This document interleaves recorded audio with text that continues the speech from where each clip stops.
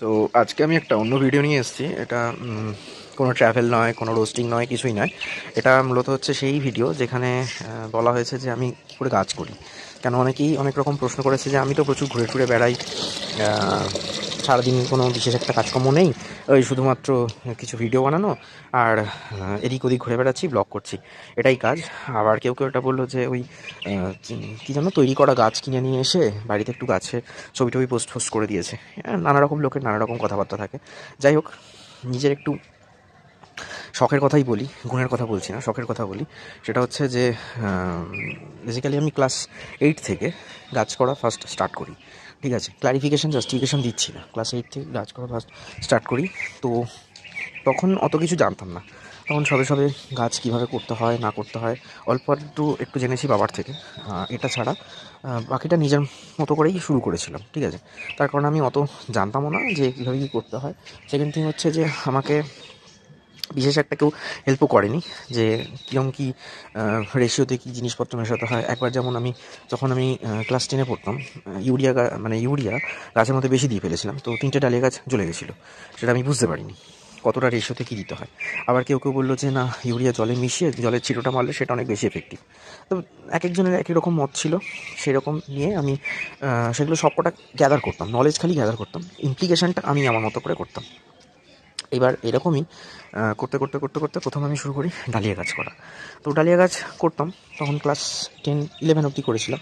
দেন আমি চেষ্টা করলাম যে একটু অন্য কিছু গাছ করার। তো তখন জানতাম না যেগুলোকে চন্দ্রমল্লিকা গাছ বলে। ফার্স্ট মা বললো যে এটা চন্দ্রমল্লিকা গাছ করে দেখতে পারিস কেমন কী হয়। তো যেরকম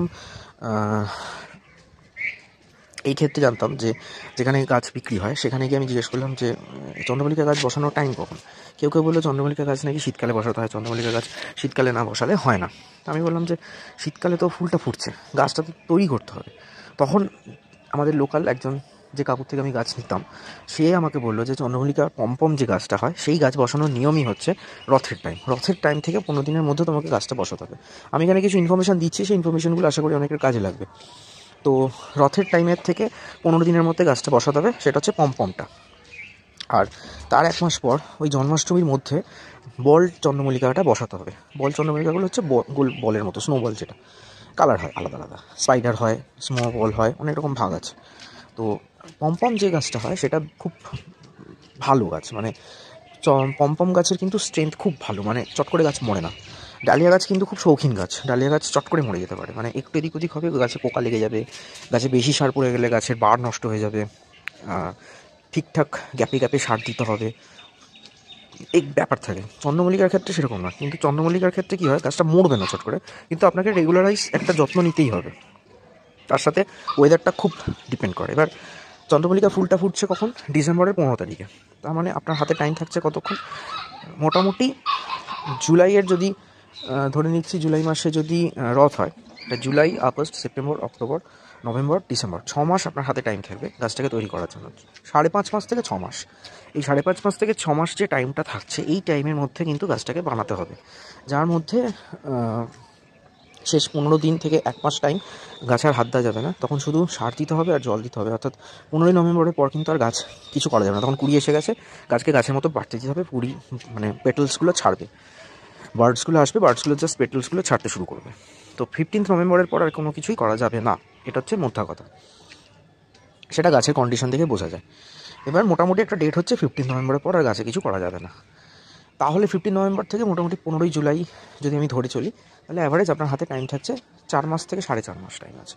4 মাস থেকে 4.5 মাস টাইমের মধ্যে এই গাছগুলোকে তৈরি করতে হবে। এবার গাছগুলো তৈরি করার প্রসেসটা আমি একটু বলি। তো এইটা হচ্ছে চন্দ্রমল্লিকা, এটা তো একটা গাদা দেখতে পাচ্ছেন, এটা একটা চন্দ্রমল্লিকা। আর এই যে এটার কালারটা আগে ছিল গোলাপি, দেন সেটা সাদা হয়েছে, একটু কালারটা চেঞ্জ হয়েছে। 1 মাস হয়ে গেছে ফুলটা ফুটেছে, এটাও 1 মাস হয়ে গেছে ফুল ফুটেছে। এটা টাইমিংটা শেষের দিকে, এটা সাদা ছিল, আস্তে আস্তে কালারটা ফেড হয়ে যাচ্ছে। আর এটা হলুদ, সে বিখ্যাত হলুদ, অনেকে এটার জন্য একদম পাগল হয়ে গেছে কী করে করেছেন জানার জন্য। তো সব নিয়ে আমি আজকে ভিডিওটা করছি। ঠিক আছে, এটা হচ্ছে ডালিয়া। ঠিক আছে, ডালিয়ার হিসাবটা একটু দেখুন। ডালিয়ার এই যে এটাতে কুড়ি এসে গেছে, ঠিক আছে, এটাতে কুড়ি এসে গেছে। তো তো এর পাশে দেখুন অনেকগুলো ডাল বেরিয়েছে। এই ডালগুলোর নিয়ম হচ্ছে, এই ডালগুলোকে যেটা ছোটো ছোটো যে ডালগুলো বেরিয়েছে, অর্থাৎ এই যে ডালগুলো, এই ডালগুলোকে আমি কেটে দিই। ঠিক আছে, এই ডাল যত ফেংরি কেটে দেওয়া হবে তত গাছটা ভালো হবে, মানে এই ফুলটাই ভালো হবে, কেন এটা ফার্স্ট ফুল। তো এই ডালটার মধ্যে যা ফুল আসবে সেটা ভালো হবে, বাদ বাকি যে পাশে যে গাছ শাখাগুলো বেরোচ্ছে এগুলোকে আমি কেটে দেবো। এটাতেও কুড়ি এসে গেছে, ঠিক আছে, আর এগুলো তৈরি হচ্ছে। এবার এর একটু ডিটেলসটা বলি। চন্দ্রমল্লিকার ক্ষেত্রে এই যে ঝাড়টা দেখছেন, এই ঝাড়টা কীভাবে করলাম, এই ঝাড়টা করার নিয়ম হচ্ছে যে একদম ছোটো অবস্থায়, অর্থাৎ এরকম ছোটো অবস্থায় আমি ডাল গাছটাকে কিনে নিয়েছিলাম। এগুলো পাশ দিয়ে বেরো, এগুলোকে রাখা যাবে, এগুলো সামনের বছর আবার গাছ করা যাবে। ঠিক আছে, রাখাটা খুব চাপ, গরম পড়ে প্রচণ্ড, বালির মধ্যে ভিজিয়ে রাখতে হয়। চাইলে এটাকে যদি রিজার্ভ করা যায় দেন এটাই সামনের বছর আবার রথের পর বসানো যায়। ঠিক আছে, এবার আমি যদি একটু ডিটেলসে আলোচনাটা করি, সেটা হচ্ছে এই গাছটা করার নিয়ম হচ্ছে যে আপনাকে প্রথমে গাছটা বসানোর পর কিছুদিন যাবৎ, দিন 7 দিন 15, 1 ইঞ্চি থেকে 2 ইঞ্চি কি 5 ইঞ্চি, 5 আঙুল মতো গাছটা একটু বড় হবে। যখনই গাছটা বড় হয়ে যাবে, এই প্রথমটাই মানে বর্ষা পড়ছে তো তখন বর্ষা পড়ার জন্য, গাছ ময়েশ্চার প্রচুর থাকবে, বৃষ্টি হবে, কখনো কম বৃষ্টি কখনো বেশি বৃষ্টি। তো যদি আমি বাংলার মাস অনুযায়ী ধরে চলি, তখন কিন্তু হিসেব মতো হচ্ছে আষাঢ় মাসে বৃষ্টিটা কম হয়, শ্রাবণ মাস থেকে বৃষ্টিটা বাড়তে শুরু করে। তো যাই হোক, এখন শ্রাবণ মাসে যখন বৃষ্টিটা হবে তার আগে পর্যন্ত গাছটাকে যেন তৈরি হয়ে যায়, অন্তত 2-3 হাত মতো গাছটা যেন হয়ে যায়, চেষ্টা করতে হবে যে 1 হাত গাছ যেন হয়ে যায়। যখনই মোটামুটি এইরকম সাইজের গাছটা তৈরি হয়ে যাচ্ছে, অর্থাৎ ধরুন 5-6 আঙুল মতো, তখন থেকেই গাছের সামনের মাথাটা ভাঙতে শুরু করতে হবে। যত মাথা ভাঙবো তত ডাল বেরোতে শুরু করবে। এই ডালটা করাটাই হচ্ছে খুব চাপের ব্যাপার, এবং রেগুলারাইজ আপনাকে সপ্তাহে 1 দিন করে সার দিতে হবে গাছে। সেটা মিক্সচার সার আছে, আমি সেটাও দেখাবো, আমি কীভাবে কী সার বানাই সেগুলো ডিটেলসটা আমি দেখাবো, কেন অনেকেই বলেছেন যে আমি ডিটেলসটা জানতে চাইছি। তার সাথে ডিএপি আছে, সুফলা আছে, এই দুটো জিনিস আমাকে দিতে হবে। ডিএপি আর সুফলা আর ওই সারটা অল্টার করে করে দিতে হবে, মানে 1 সপ্তাহে, মানে ধরুন আজকে যদি আমি ডিএপি দিই, 5 দিন মাথায় সার দেবো, আবার তার 5 দিন মাথায় সুফলা দেবো, তার আবার 5 দিন মাথায় আবার ডিএপি দেবো। এইভাবে অল্টার করে করে চলবে শুধু চন্দ্রমল্লিকার জন্য। চন্দ্রমল্লিকা মিনস এইগুলো সবকটাই যেগুলো দেখলাম এগুলো পম চন্দ্রমল্লিকা। বল চন্দ্রমল্লিকা আমি এবছর করে উঠতে পারিনি, পাইও নি, দেরি হয়ে গেছিলো, কারণ বল চন্দ্রমল্লিকা সব জায়গায় পাওয়া যায় না, কোয়ালিটি বল চন্দ্রমল্লিকা চাই, প্রসেস সেম থাকে। এবার ওই চন্দ্রমল্লিকাটা যখন মোটামুটি এতটা বড় হয়ে যাচ্ছে, খুব কম পরিমাণে ছোটো টবেও করতে পারেন আপনি, প্রথমে 4 ইঞ্চি টবে রাখলে, দেন গাছটা যখন একটু বড় হয়ে যাবে তখন সেটাকে 6 ইঞ্চি বা 8 ইঞ্চিতে ট্রান্সফার করে দিতে হবে। এগুলো সবকটাই 6 ইঞ্চি টবেই রয়েছে, আমি 6 ইঞ্চি টবেই করে ফেলেছি গাছগুলো, এত বড় বড়। প্রসেসের উপর ডিপেন্ড করছে, কম মাটিতেও গাছ করা যায়, অনেক বড় মাটি অনেকটা জায়গা লাগবে তার কোনো মানে নেই। মেন হচ্ছে গাছকে খাবার দিয়ে যেতে হবে, রেগুলারাইজ খাবার দিতে হবে, অল্প অল্প করে দিতে হবে, একবারে অনেকটা দিয়ে দিলাম সে করলে হবে। এরপর ওই গাছটা যখন মোটামুটি দেখবেন আস্তে আস্তে গ্রোটা করছে, মানে ধরুন 1 মাসে দেখলেন বেশি না, একটুখানি এইটুকু হয়তো গাছটা হয়েছে, এইটুকু, তারপরের মাসে দেখবেন গ্রোটা বেড়ে গেছে, মানে মোটামুটি সেপ্টেম্বরে দেখবেন গাছটা অনেকটা বেড়ে গেছে। এবার এখানে একটা প্রবলেম হয়, ভাদ্র মাসে প্রচুর বৃষ্টি হয়, ভাদ্র মাসে প্রচুর বৃষ্টি হওয়ার জন্য যদি প্রচুর বৃষ্টি রেগুলার হতে থাকে, এটা ওপেন স্পেসে ছাদে গাছ রাখাটা খুব চাপের হয়। এবার কেউ কেউ বলতে পারেন যে আমি তো ছাদে শেড করে ফেলি, তাহলে তাতে রাখবো, তাতেও সমস্যা আছে, অনেক সমস্যা আছে, মানে গাছকে সবসময় খোলা জায়গাতেই রাখতে হবে। খালি প্রিভেন্ট করতে হবে বৃষ্টিটাকে। প্রিভেন্ট করার জন্য কী আছে, আমি যেমন নর্মালি ছাদেতে দড়ি খাটিয়ে প্লাস্টিক দিয়ে দিই, ঢালে প্লাস্টিক দিয়ে দিই, ওইটা আপনাকে রেগুলার দেখতে হবে এই কারণে, আর তার সাথে ওয়েদারটা আপডেট নিতে হবে যে কোনো নিম্নচাপ চলছে কিনা। যদি দেখেন কোনো নিম্নচাপ চলছে, তাহলে ধরা যাক একদিন 5 দিন টানা বৃষ্টি হবে, ওই পুরো গাছকে প্লাস্টিকের তলায় রেখে দেবো। এখন জলও বিশেষ দিতে লাগবে না, সারটা হয়তো গ্যাপে গ্যাপে দেবো, ওই টাইমটা একটু গ্যাপ হতে পারে সার দেওয়ার ক্ষেত্রে, কারণ মাটি প্রচুর ভিজে থাকে, মাটি যদি প্রচুর ভিজে থাকে তাহলে আপনি সার সেভাবে দিতে পারবেন না। ওই টাইমটাই হচ্ছে খুব ভাইটাল টাইম গাছকে বাঁচিয়ে রাখাটা। গাছকে প্রথমে বসানোটা একরকম, গাছটা বেড়ে যাওয়াটাও একরকম, কিন্তু তারপর যে বৃষ্টিটা শুরু হচ্ছে ওই টাইমে গাছকে বাঁচিয়ে রাখাটাই খুব ডিফিকাল্ট, চ্যালেঞ্জিং হয় প্রত্যেক বছর। নিম্নচাপ আপনার 2-3টা থাকবেই, এবং সেই টাইমে গাছকে বাঁচিয়ে রেখে রেখে পুজোর আগে পর্যন্ত, বা এই ভাদ্র মাসটা শেষ হয়ে গেলে, মোটামুটি ভাদ্র মাসে 15 দিন বৃষ্টি 15 দিন রোদ্দুর থাকে, বোঝা যায় যে এবার বর্ষা বিদায়ের দিকে যাচ্ছে, মানে বৃষ্টি কমে যাচ্ছে, তখন গাছের স্ট্রেংথও বাড়ে, এবং গাছকে আপনি তখন ওপেন স্পেসে রাখবেন, খোলা জায়গায়। যাদের বাড়িতে শেড আছে তাদের গাছ কিন্তু খুব একটা বাড়বে না, আমি আগেই বলছি, গাছ যত শেডে থাকবে গাছ বাড়বে না।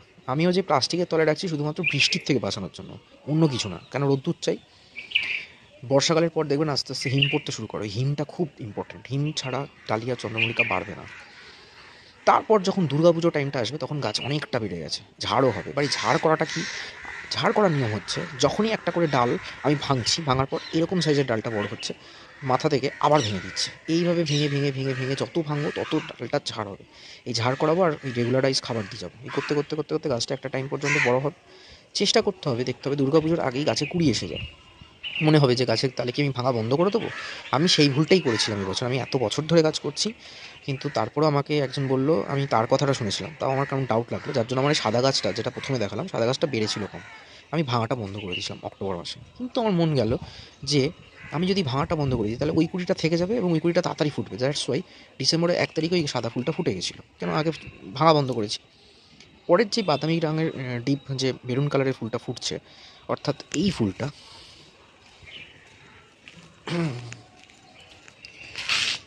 এই যে এই ফুলটা এটা দেখতে পাচ্ছেন, এটাকে আমি ভেঙেই গেছি প্রায় নভেম্বর মাস অবধি। নভেম্বরের 15 তারিখ পর্যন্ত আমি এটাকে ভেঙেই গেছি। মানে কুড়ি আসছে আমি ভেঙে গেছি, কুড়ি আসছে ভেঙে গেছি, ভেঙেই গেছি। যত ভাঙছে দেখছি তত কুড়ি বাড়ছে। এবার এবছর বর্ষা অনেক দেরিতে গেছে। নিয়ম হচ্ছে যত পারো ভেঙে যাও আর ডাল তত বাড়বে। যত ভাঙো ভেঙে যাও ভেঙে যাও ভেঙে যাও, একটা টাইমের পর আমি ভাঙাটা বন্ধ করে দেবো। 15 তারিখের পর, নভেম্বরের 15 তারিখে যেই না ভাঙাটা বন্ধ করে দেবো, এইবার আস্তে আস্তে ওই কুড়িগুলোই ডেভেলপ করতে শুরু করবে। ডেভেলপ হচ্ছে দেন 1 মাস মতো টাইম লাগে। আর ওই টাইমে শুধু গাছকে খাবার দিয়ে যেতে হবে, কেন যখনই একটা গাছে কুড়ি আসে তারপর থেকে গাছের জলের চাহিদা বেড়ে যায়। এগুলো একটু জানার বিষয় আছে। যে কোনো গাছ নর্মাল অবস্থায় যখন এমনি ফুলহীন অবস্থায় আছে, তখন সেই গাছ যত না জল কনজিউম করবে, সেই গাছে যখনই কুড়ি আসা শুরু করবে, সেটা ডালিয়া হতে পারে, সেটা চন্দ্রমল্লিকা হতে পারে, সেটা গাঁদা গাছও হতে পারে, সে তত পরিমাণে জল কনজিউম করবে, খাবার কনজিউম করবে, জলটা বিশেষ করে লিকুইড কনজিউম করবে। এবার আমি একটা সারের উপকরণ দেখিয়েছি। এই সারটা বানিয়েছি আমি কীভাবে, একটা জালার মধ্যে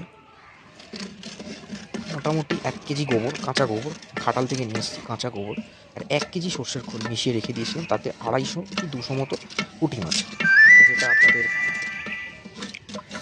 দেশি পুঁটি মাছ, ছোটোটা, সরল পুঁটি না, ছোটো পুঁটি রেখে দিয়েছিলাম। দেন সেটা 15 দিনের মধ্যে পচে যায়। ওই জিনিসটাকে কাপের মধ্যে নিয়ে, মানে 2:1:3 রেশিওতে, মানে 3 কাপ জল 1 কাপ সার, এই হিসেবে মিশিয়ে ডাইলুট করে সেটা প্রত্যেক কটা গাছে দেওয়া শুরু করেছিলাম। ডালিয়া গাছ যত দেবো তত মোটা হবে। ডালিয়া গাছ হচ্ছে রাক্ষসে গাছ, চন্দ্রমল্লিকাতেও দিতে গেছি।